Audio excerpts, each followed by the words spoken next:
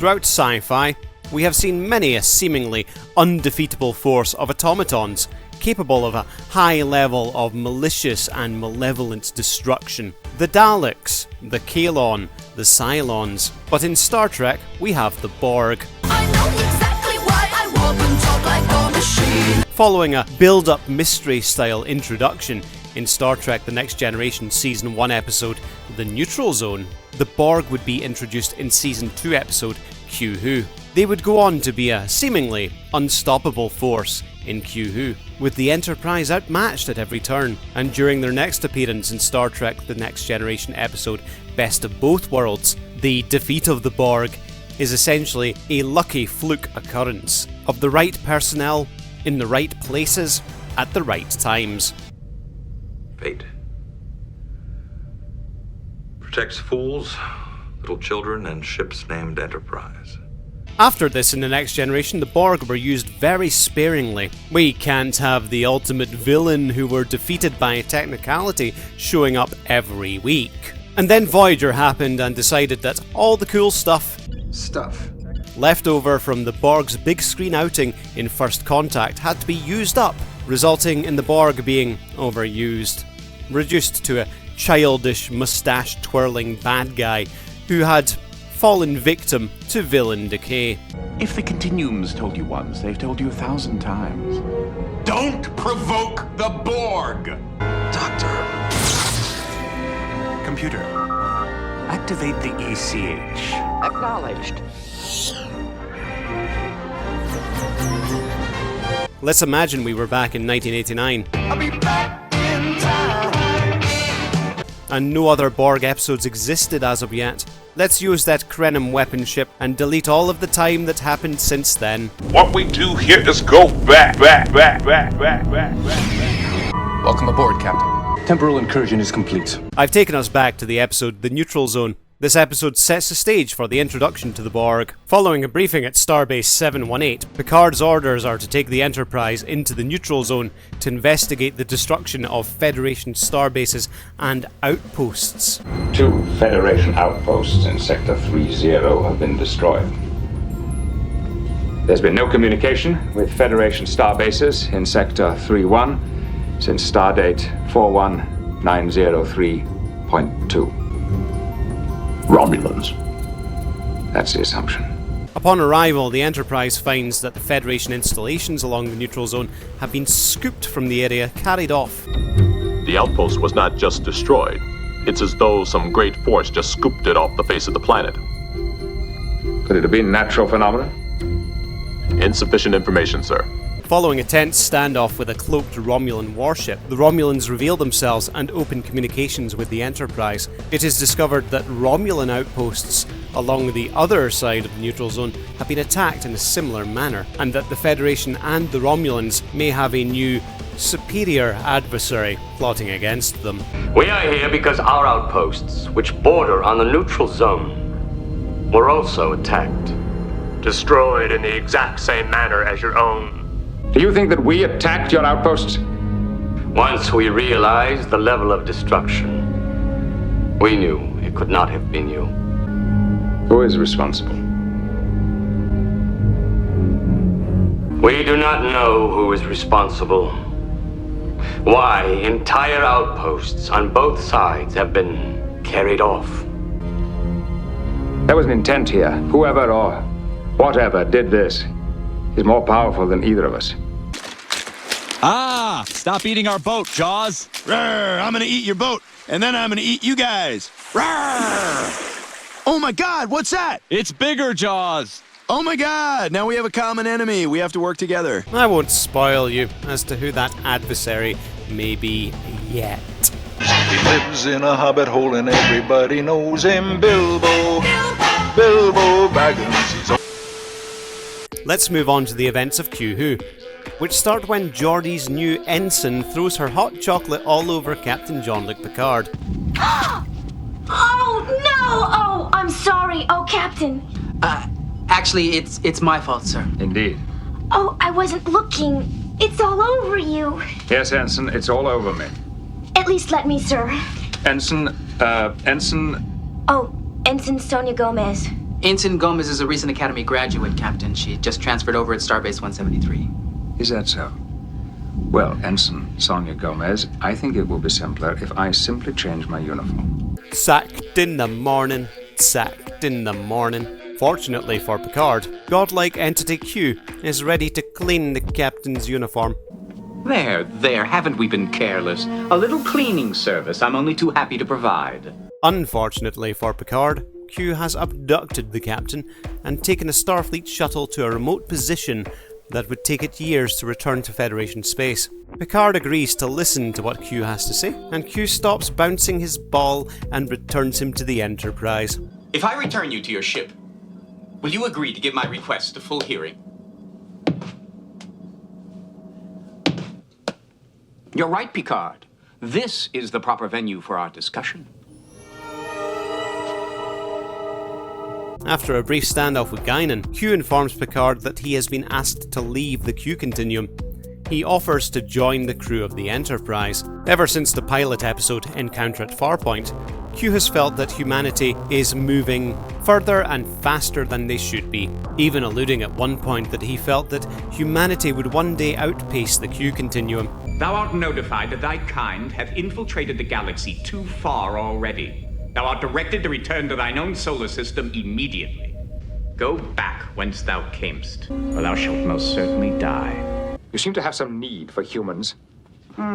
Concern regarding them. We're growing. Something about us compels us to learn, explore. Yes, the human compulsion.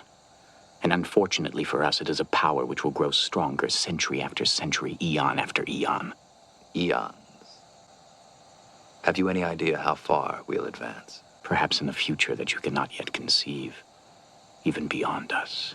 Picard feels that Q is too chaotic to join the crew of the Enterprise, and in a fit of irritation at being rejected by Picard, Q hurls the Enterprise across several sectors to a location almost 3 years away from Federation space, so that the Enterprise can witness a preview of things to come, to see what awaits them. Guinan, having been in this area of space before, warns Picard that the best and most prudent course of action is to start on a course back home immediately. The mandate of Starfleet and the mission statement of the USS Enterprise is to seek out new life and new civilizations, and boldly go where no one has gone before. Picard considers Guinan's warning, but chooses to explore the area. They are within the vicinity of a system that Federation astronomers have named J25, and the Enterprise's scans find planets that have identical devastation as the outposts along the neutral zone had. Suddenly, the Enterprise finds itself being scanned by a bizarrely unnatural cube-shaped vessel that was hanging in space in the same way that bricks don't. Picard asks Guinan for her take on the ship. She informs him it belongs to the Borg. She advises Picard to protect the ship or the Borg will destroy them. Riker orders shields up. However, the Borg are able to beam through the shields in the same way that a YouTube mukbanger would go through $100 of McDonald's food. A single Borg infiltrates the engineering section, showing a great deal of interest in the technology of the Enterprise. The Borg attempts to access the ship's systems, however, it took a phaser on a high setting to incapacitate it. After being gunned down, a second Borg takes its place and continues to access the Enterprise's systems, a protective shield preventing it from being harmed by phaser fire. Upon accomplishing whatever it set out to do, it removes several components from its downed comrade and leaves. Picard calls his officers to a conference with Guinan invited. She informs the senior staff that the Borg swarmed through her people's system. When they left, there was little or nothing left of her people. The Borg hail the Enterprise and give a brief warning. This is Captain Jean-Luc Picard of the U.S. We have analyzed your defensive capabilities as being unable to withstand us. If you defend yourselves, you will be punished.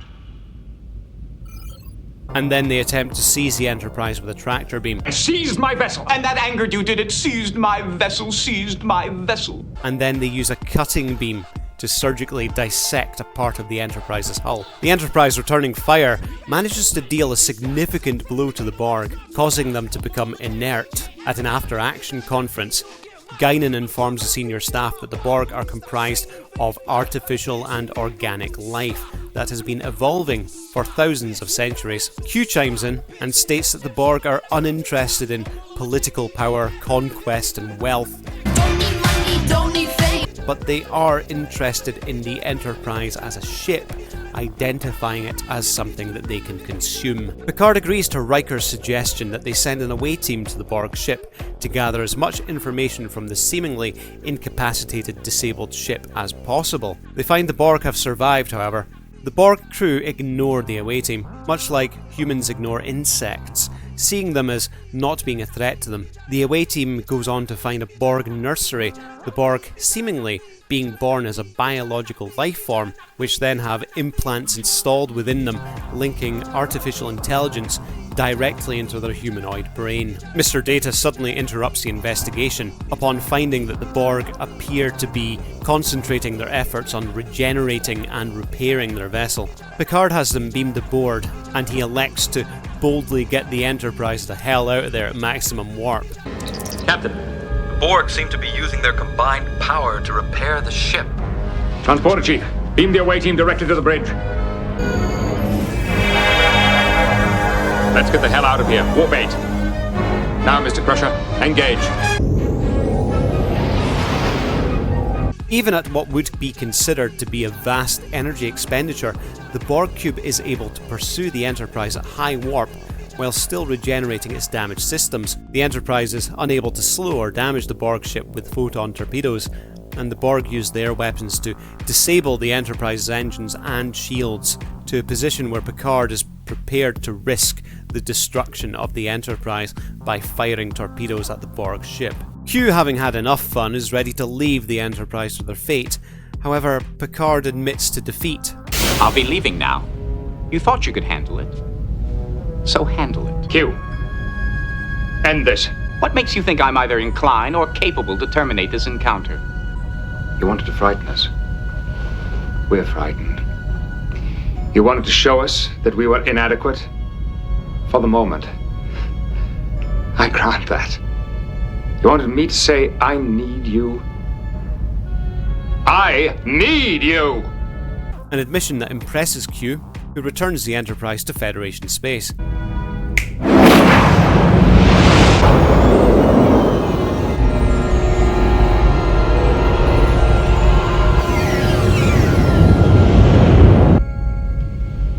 That was a difficult admission. Another man would have been humiliated to say those words. Another man would have rather died than asked for help. I understand what you've done here, Q. But I think the lesson could have been learned without the loss of 18 members of my crew. Your species is always suffering and dying. Guinan and Picard discuss the Borg over a game of chess, with Picard admitting that perhaps the Federation has been too comfortable and needed a kick in their complacency. You're not prepared for what awaits you. How can we be prepared for that which we do not know? But I do know that we are ready to encounter it. Picard, you are about to move into areas of the galaxy containing wonders more incredible than you can possibly imagine, and terrors to freeze your soul.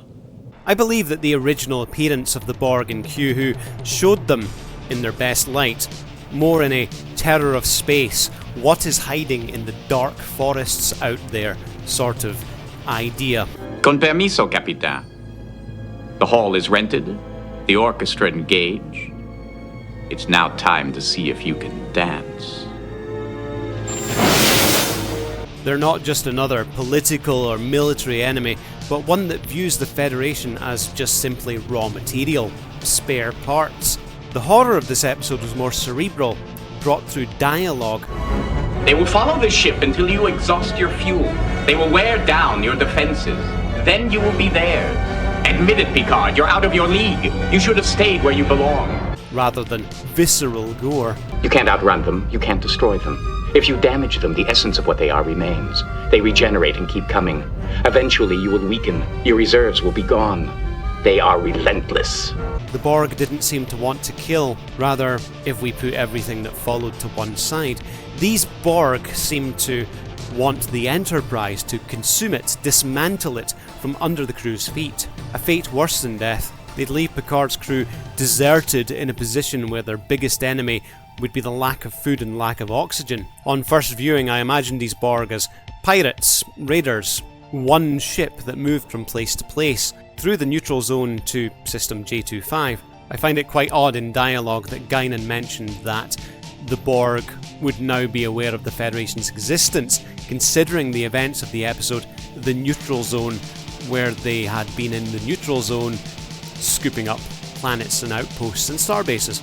Oh, and lest I forget, without Q, the Borg would have assimilated the Federation. Thank you. This Borg ship, being something that grew over time, replaced its parts like a ship of Theseus, or for the British amongst you, like Trigger's broom. I've maintained it for 20 years. This old broom has had 17 new heads and 14 new handles in its time. Adding technology to itself, part car boot sale, part museum, part junkyard, they simply loot what they want or need and leave, treating their bodies in the same way, replacing organic parts with mechanical ones as they wear out. However, as the show would go on, they took the Borg in another direction, giving them an almost religious sort of seeking perfection ideal, a race that would assimilate and consume entire civilizations. And the next generation used them sparingly. They had a respect for their ultimate villain. If you can't take a little bloody nose, maybe you ought to go back home and crawl under your bed. It's not safe out here. It's wondrous, with treasures to satiate desires both subtle and gross. But it's not for the timid. Unfortunately, that would be a level of respect that Voyager would throw out the airlock, overusing them, and even beginning to use them in novelty episodes, in comedy scenes. If the Continuums told you once, they've told you 1,000 times. Don't provoke the Borg! You will be assimilated. Over my dead program. Anyway, that was a look at the early Borg. Stay tuned for more Trek content. Resistance is futile. See ya. The Borg are firing! We're gonna die! Oh no, oh no, oh no,